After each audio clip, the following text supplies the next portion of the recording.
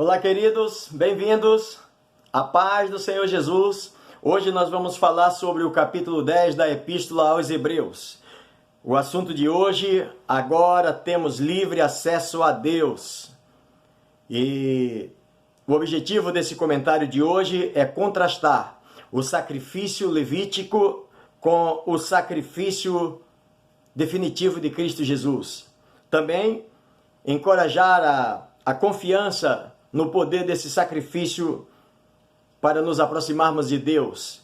E também nós estimularmos a nossa fé cada dia mais nesse sacrifício, nesse benefício que Cristo fez por nós, para que possamos nos aproximar cada dia e estarmos mais perto da presença de Deus, tá bom? O escritor aos Hebreus, nesse seu livro, nessa sua carta, nos seus primeiro até o capítulo 7, ele está escrevendo para os seus leitores para mostrar quem é Jesus, ou quem Jesus é.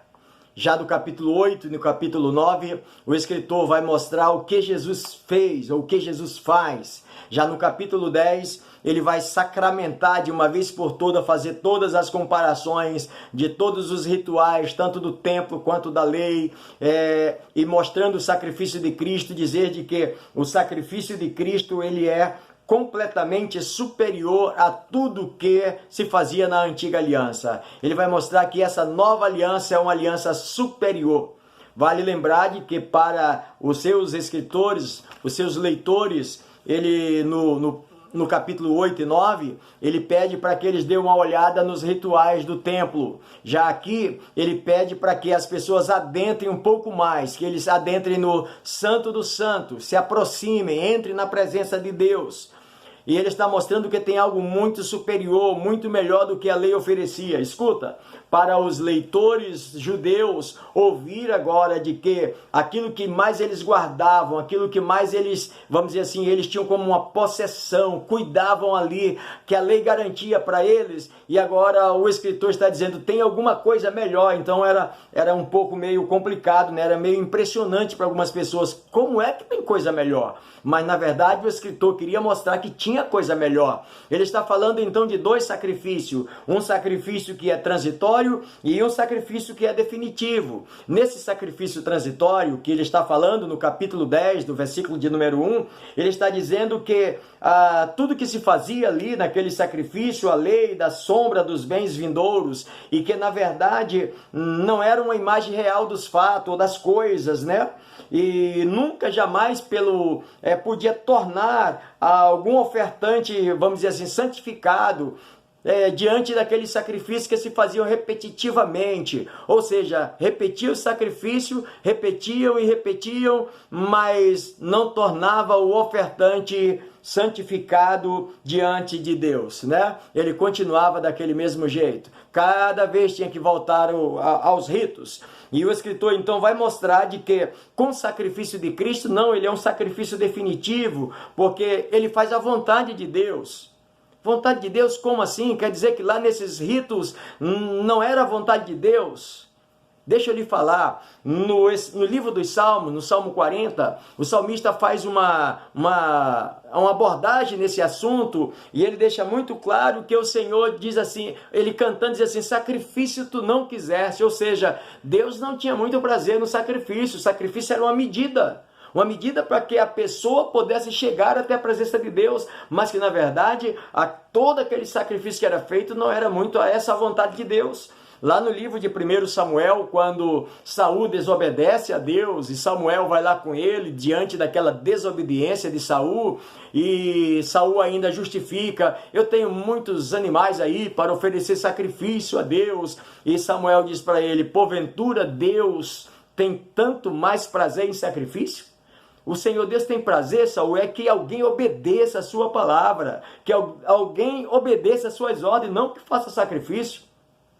No livro do profeta Isaías, no capítulo 1, lá do verso 11 em diante, o Senhor chega a dizer para o profeta Isaías o seguinte, eu estou cansado de sacrifício, eu estou cansado de ver sangue derramado, eu estou cansado de ver gordura sendo queimada, ou seja, para Deus. Na verdade, o sacrifício era como uma medida paliativa, mas as pessoas já faziam, desobedecendo a Deus, já confiante de que não, faz o sacrifício, mata o animal, e vai fazendo, mas não era essa a vontade de Deus.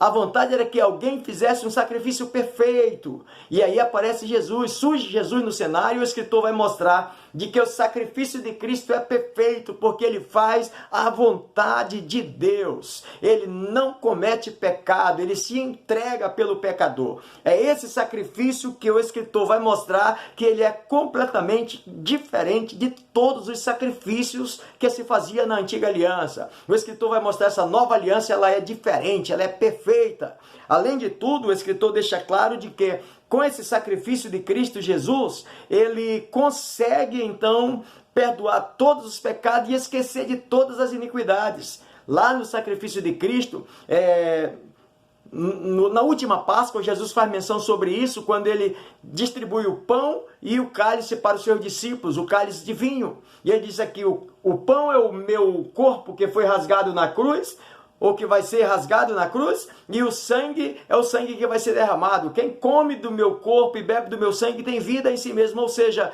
ele está falando também de que cada vez que você comer desse pão e beber desse cálice, você faz menção da morte, você está trazendo vivo essa memória desse sacrifício. Era esse o símbolo da Santa Ceia. Estava ali Jesus derramando então, entregando a sua vida e derramando o seu sangue para purificar o mais vil pecador.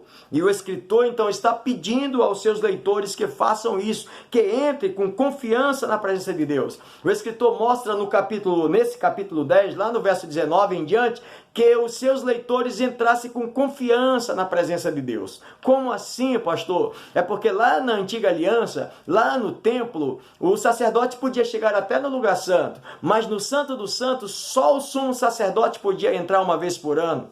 Agora, com a morte de Cristo Jesus, a Bíblia diz que o véu do templo rasgou-se de alto a baixo. Como isso podemos explicar melhor? É porque dentro daquele Santo do Santo, um véu que separava, a cortina que separava, dentro daquele santuário ali, que o sumo sacerdote, só ele podia entrar, e ele tinha que oferecer os ritos que estavam determinados por Deus. Se ele descumprisse, ele poderia ser fatalmente morto ali, nenhuma outra pessoa podia entrar. Era a presença de Deus, representada como? Naquele lugar estava ali o incensário de ouro, naquele lugar estava a arca do concerto que Deus tinha feito com a nação. Dentro da arca estava lá um vaso de ouro que tinha um pouco do maná, que representava a presença de Deus ali dentro daquela arca. Também dentro da arca tinha a vara de Arão que floresceu para provar diante do povo que era Deus que comandava aquela nação. Dentro da arca tinha também as tábuas da lei para mostrar que era Deus que guiava, ou seja, existia ali uma presença de Deus, os querubins que cobriam com as suas asas, fazendo sombra naquele lugar. Na verdade, era um lugar santo, santíssimo, ninguém podia adentrar. Com a morte de Cristo Jesus na cruz do Calvário, quando ele rasga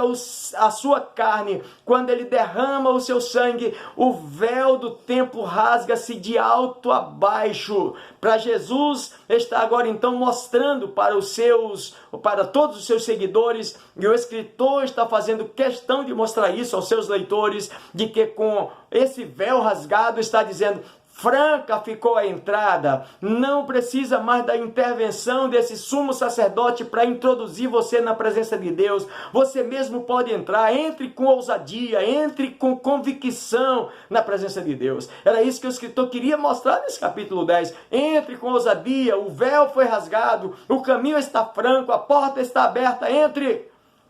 Vale lembrar que só quem tem ousadia é quando se tem confiança em alguém. Era isso que o escritor queria. Ou você confia no sacrifício, ou então você não confia. Se você confia, entre na presença de Deus. Esqueça todos esses rituais. Esqueça todas essas legalidades que existiam antes e entre na presença de Deus.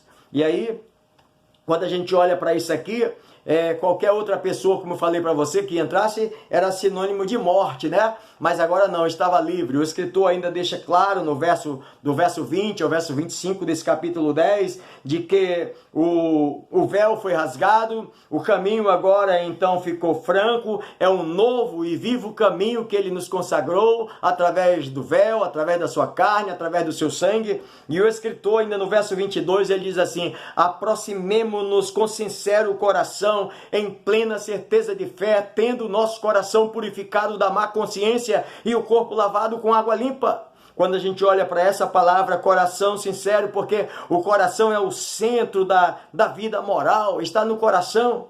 E a palavra sincero descreve o coração de uma pessoa que é honesta, uma pessoa que é genuína, uma pessoa que é comprometida, que é confiável, uma pessoa que é sem engano. Ou seja, ele está dizendo, entre com esse coração sincero diante de Deus, porque ele sabe quem é você, ele conhece o seu coração. O escritor está pedindo então para mim e para você, que possamos, à luz da palavra de Deus, que esta carta que foi escrita aos Hebreus, a gente extraia dela também as lições para nós dos nossos dias, para que possamos guardar firme a convicção da nossa esperança, a convicção da nossa fé, que cremos em um Deus que deu a sua vida, que entregou o seu Filho Jesus para morrer por mim e por você na cruz do Calvário, para nos dar o direito de vida eterna. Portanto, eu termino nesse momento te agradecendo a companhia, mas ao mesmo tempo te pedindo que você continue, faça a leitura do texto, mas que você tenha um coração puro, sincero e creia nesse sacrifício que é o sacrifício perfeito de Cristo Jesus na cruz do Calvário. Espero poder ter contribuído um pouquinho mais com você e que o Senhor te abençoe, te guarde e até a próxima oportunidade, se o Senhor Deus assim nos permitir. Até lá, então, se o Senhor Deus quiser.